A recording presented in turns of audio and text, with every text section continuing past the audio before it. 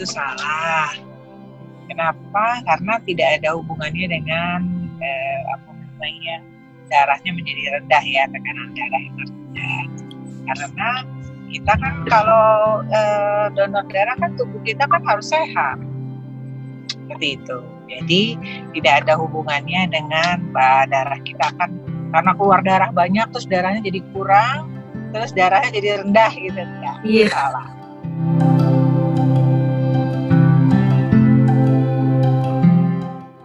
Itu juga salah. Itu malah mau libur aja dari kantornya kali. Sebenarnya tidak. Setelah kita donor darah, kan kita donor darah darahnya hanya diambil kurang lebih 350 sampai 450 mili atau cc, ya kan, hanya 1/3 dari jumlah kebutuhan, ya kan. Jadi nggak perlu kita istirahat. Memang kita setelah donor harus banyak minum supaya cepat tergantikan dalam 24 jam. Jadi itu salah kalau kita harus istirahat ya, istirahat total lagi ya di rumah.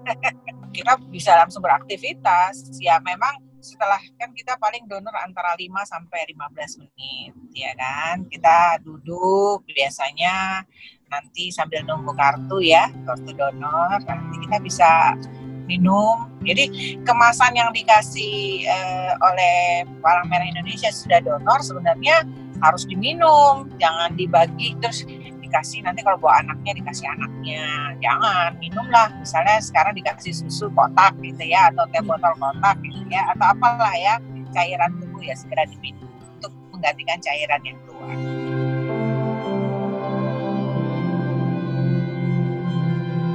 Justru kalau kita, jadi kita harus perhatikan bahwa kalau kita donor itu pasti tubuh kita sehat. Kalau tubuh kita sehat, berarti kan kekebalan tubuh kita juga pasti harus bagus ya. Jadi kalau kita ambil darah tidak berhubungan langsung dengan kekebalan, karena yang diambil adalah cairan tubuh kita, ya kan. Jadi nggak ada hubungannya terus menjadi kekebalan tubuh kita berkurang. Tidak. Justru dengan pergantian darah dengan oksigen yang bagus, kalau kita donor darah itu kan sebenarnya darah itu secara otomatis setiap 2 bulan atau 90 hari ya, itu kan otomatis kalau kita tidak donor itu diganti dengan darah yang baru. Jadi kalau kita donor malah lebih baik, malah bisa sebenarnya ya lebih baik peredaran darahnya, oksigenasi darahnya lebih bagus. Jadi itu nggak benar kalau menurunkan imunitas tubuh kita.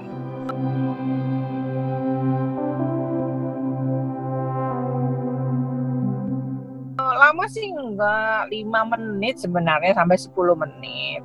Nah malah enak tidur. Bisa selfie gitu masih bisa.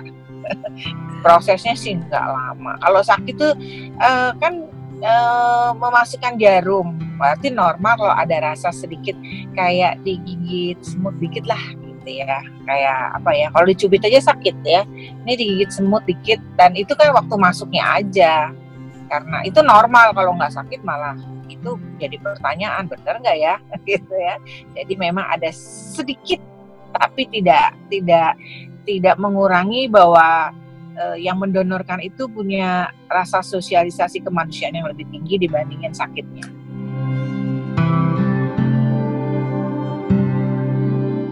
Kan kita kalau donor ada syarat-syaratnya.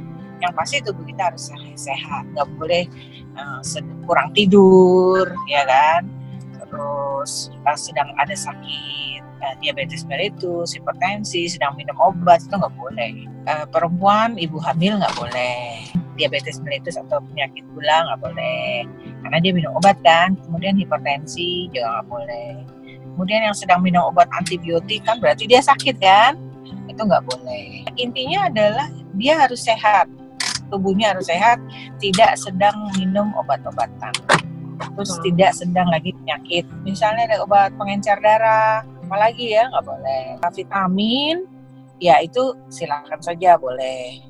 Tapi misalnya sedang flu kan, antibiotik minum tuh, batuk ya, sedang batuk minum antibiotik nggak boleh. Jadi harus sembuh dulu baru kita mendonorkan darah. Itu obat-obatannya salah satunya. Minum alkohol juga nggak boleh. Kenapa? Karena kita takutkan di dalam, bukan itu ya, dia punya penyakit di levernya gitu. Kalau merokok ya kan dia nikotin ya, jadi dia akan terhirup masuk ke paru-paru. Dalam arti kata, jadi sebenarnya kalau orang merokok banyak juga yang donor ya. Yang pasti kalau akibat donor itu kan, akibat merokok itu ada penyakit kan. Nah, yang penting dia tidak minum obat, seperti itu. Jadi merokok ya kalau mau donor ya sejam sebelumnya jangan rokok lah, gitu ya, supaya darahnya tidak kental. Justru kalau kita mau donor 1 hari sebelumnya semalam istirahat yang cukup 7 jam ya sampai 8 jam. Kemudian banyak minum ya untuk supaya darahnya tidak kental. Seperti itu. Jadi kalau kita mau mendonorkan darahnya, selain persyaratannya misalnya tekanan darahnya harus normal, ya kan, hemoglobinnya, HB-nya juga harus di atas 12 gram desiliter, ya kan.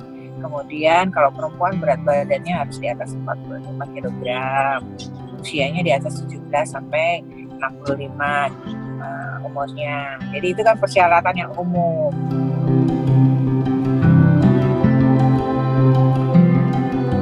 Kami dari Palang Merah Indonesia mengucapkan terima kasih nih sebelumnya kepada para pendonor sukarela yang sudah mendonorkan darahnya untuk menyelamatkan jiwa. Jadi tidak usah takut dalam pandemi COVID-19 ini, karena Palang Merah Indonesia mempunyai protokol-protokol sesuai dengan Kementerian Kesehatan yang buat keamanannya. Kemudian WHO kita mempunyai pedoman-pedoman yang rujukannya sudah kita buat, sehingga kalau kita mau mendonorkan darah tidak usah takut.